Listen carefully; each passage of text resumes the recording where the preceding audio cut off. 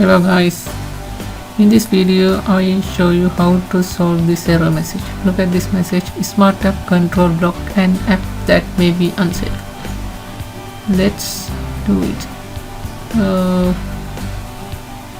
First click Windows icon and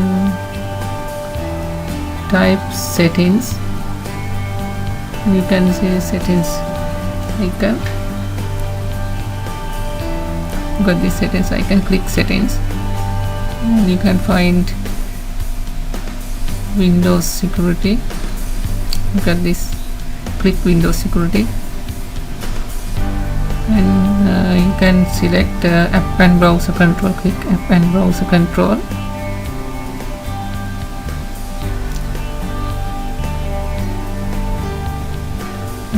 Look at smart app control. Click smart app control settings and select off